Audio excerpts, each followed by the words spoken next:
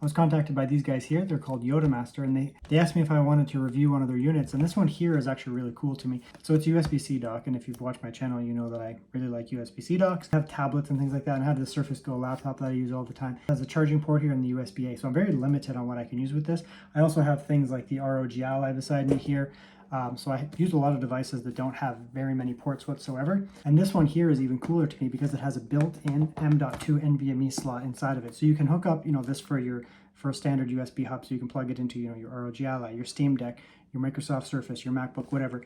And then, you have all that extra expansion, the extra USB-C ports, SD cards, that kind of stuff. But for me, having a slot that I can put in my NVMe is huge. I use devices like the ROG Ally here. I use devices like the Steam Deck regularly. Having something like this is awesome. Now you can expand your Steam Deck, you can expand your ROG Ally, your MacBook, whatever you have, with more ports, but you can expand the storage.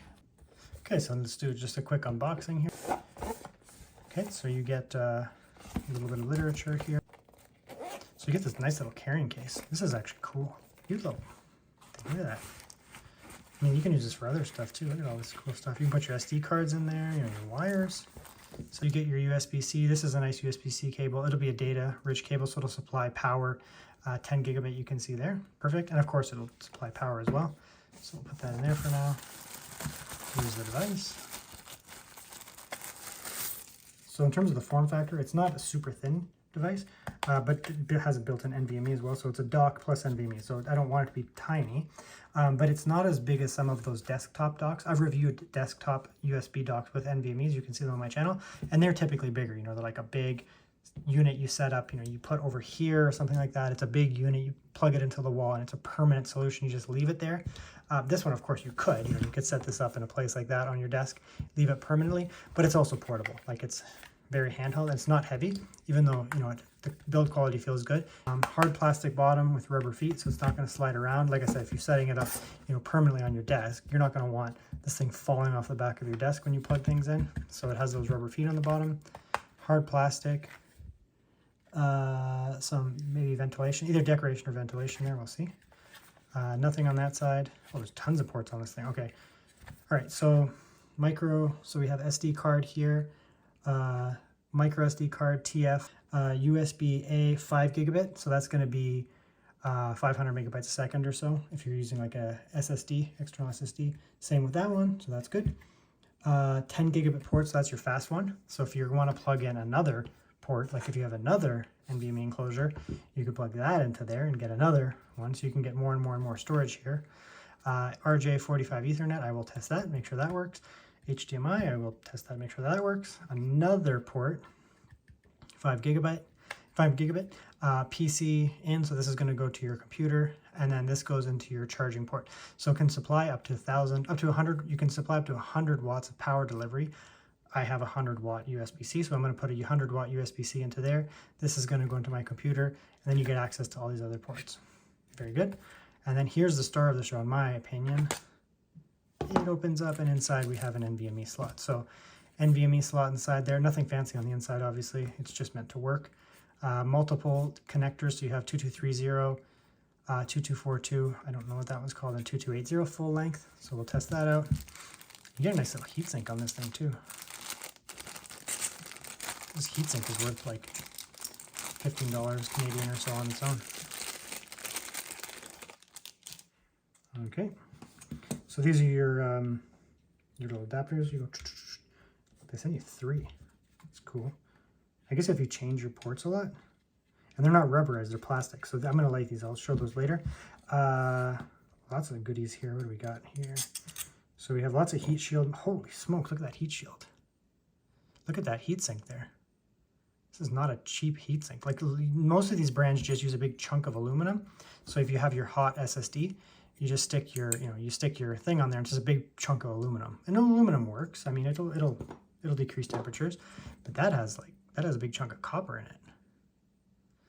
This should work really well. That copper is, so if you don't know, copper is a better conductor of heat than aluminum, and that's why they use it. And then you get 3 thicknesses of thermal pad. So I guess you can, depends on how thick your NVMe is. There is different thicknesses of NVMe. Okay, so I guess your first step is I put the thermal pad on top of this. I'll just leave that on there for now. This, I guess, is the caddy that goes in the bottom. So you can set that in, and this will help you get it out. It'll help you remove the device after, so it's sitting in there. So that's nice. This will also work as a heatsink. So if you have like a Sabrent dual-sided NVMe, you can see there's dual-sided. This one's single-sided, so it won't matter. But this has chips on both sides, so this will also allow some heat to get into that metal piece there, if need be. So you stick this little foot, thing on here, put that in there, stick it in. Sometimes these companies use little rubber things, which are super annoying because, you know, they just keep falling out. This one will actually click in once you get it lined up. Can't see what I'm doing, so I guess that's in. Turn it, and it's locked. See that? You could turn it all the way, but then when you're done, you just turn and it'll just pop out. You can use these as, you know, pulleys or whatever. I guess that's the term I'm looking for. Heatsink just basically sits on top after, and it'll be sticky, so this thing won't rattle around. Nice and flush there. So that's going to be, yeah, and you can click it into these there. So it's going to click into those little handles or whatever. So that's good. You can see there, it's not going to fall out. Not going to be rattling. If you didn't have that little like caddy in there, this thing might rattle around. But you can see there, it's good. Perfect. It's magnetized, so you can see there it's actually magnetized. So it's not just going to fall off, right? It's not rattly or anything annoying, it's just magnetized. So you actually have to pull it off if you want to take it off. These are very fast thumb drives, these Samsung bar. So we'll just start plugging things in here. They'll just pop up as we're going. What else do I have? A USB-C, I'll plug something into that. I guess I'll have to use another NVMe enclosure. We can test that. These guys make just USB-C. I don't have one, but they make, you know, this style as well, where it's just the NVMe enclosure without all the extra ports. So if you need that as well, you could do that. Right now I have to use a different brand because I don't have one, but they make this style of enclosure as well. And it actually looks pretty cool. They were going to send me that instead, but they sent me this, and I'm actually happy about that because I really like this. What else do we got here? Look at all this stuff. Look at all the storage. This is crazy. This is a Surface. This has 120 gigabytes of internal storage, like by default, this laptop. You know, it's just a Surface, so you get like no storage on these things, right? This is my local drive. You can see here, I'm just massively expanding my storage here. And you know, you don't have to use SSDs. You could use external hard drives. So I have an external hard drive dock that has 4 ports in it. You could plug that into here, right? So then you're going from, and it's USB-A. So then you can add, you know, terabytes upon terabytes upon terabytes of storage.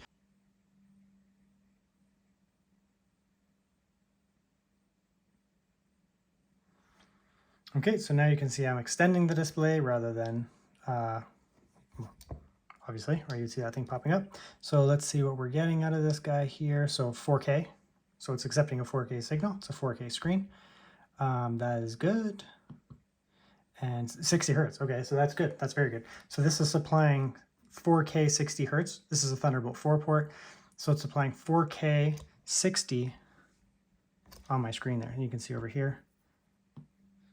So you can see there, you know, that is the right screen there. So it does supply 4K 60 to that there.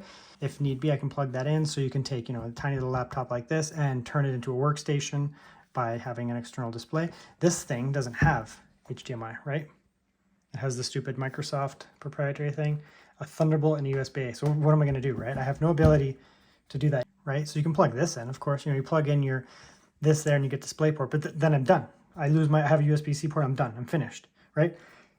That's my only port taken up to do display. Same if you have a MacBook Air, right?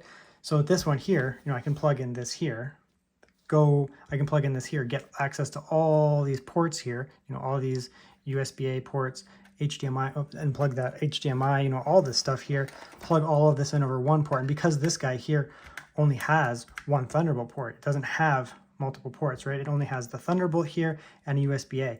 I'm able to get my 4K display over this one here. I'm able to get all these USBs here at the same time and also get a 4K display all going at the same time off one port. So that'll pop up immediately. Plug that in. Look at all that storage. I took this Microsoft Surface that has one singular 128 gigabyte storage, which is like useless, and look at all this storage now. And these aren't even like the bigger drives, right? I have a 2 terabyte NVMe inside this enclosure. I have a 4 terabyte on the I have a 4 terabyte running off another external enclosure, and again, these guys make those things, so you could do that. And then I have a ton of USBs here, SD cards. So we'll plug in that there to this port here. That's the RJ45 Ethernet. You can see there it came up right away. Well, maybe. So now we have Ethernet. Okay, so let's just start testing things now. So let's test out the NVMe internal, which is D. So we'll test out how fast that goes. I expect 800 or 900 megabytes a second, something like that. That'll be normal speeds. Okay, so there you go. I mean, I can just let it run, but that's normal speeds. So it is 10 gigabit. This is giving us really, really good speeds there. So you can see there, the internal NVMe is exactly as anticipated. Okay, this would be a cool test here. So we're gonna unplug this. I'm just gonna unsafely unplug it. All these devices will take a second. Windows will be like, oh, all your stuff's gone. Okay, so that's gone. I'm gonna plug this in. I have like, all of these things plugged in right now, as you can see. So we'll plug it in. You get home and you just want to plug this in. You get home from work and you want to plug in and access all of your files. Plug that in. It should take, I don't know, 4 or 5 seconds, and then it should just start going. Let's see here. There you go. Oh, there's all the stuff. So immediately all the stuff is recognized. So I'm going to test out some of these USB ports as well, USB-A ports. These Samsung bar thumb drives here, they can run actually pretty fast. Okay, so you can see there my RJ45 Ethernet. Look how fast it's going. You can see there I'm running off the RJ45 Ethernet, and it's running very, very fast, 800 megabytes a second. I have fast internet, as you can see. Obviously, I have fast internet, and it's running at 825 megabytes up download, and about the same for upload. So very, very, very fast off of this RJ45 Ethernet. Okay, and here's another cool thing. I have this ROG Ally here. I also have a Steam Deck. And these things, you can upgrade the storage inside the ROG Ally. It has a 2230 SSD in here, so you could take this up to 2 terabytes fairly easily if you take it apart. It also costs a ton of money to get those 2230. Or you can just get a dock like this and plug it in like that way. So let's take this here. We'll plug this in and set that over there. The nice thing is here, I'm going to be able to increase my storage dramatically. So you can see here, stuff's starting to happen over here. Well, this guy's blizzard right here. Stuff's starting to happen over there. Stuff's already happening. Now all of a sudden I have my ROG Ally and an external display, which is great for gaming. I have my NVMe here plugged in. So now I have my Windows handheld. I've taken my ROG Ally, which has the internal storage, which I actually did upgrade. I have a ton of storage in there. 2 terabyte, which cost me like 300 Canadian dollars, which is like 250 American, cost me a fortune. That drive, or I could just have used this drive, which is the same size, and this one cost me $80 to get, just plug that in here and just use this drive here, basically. And then I have another one, a 4 terabyte NVMe, right? So, I mean, how much storage do you want?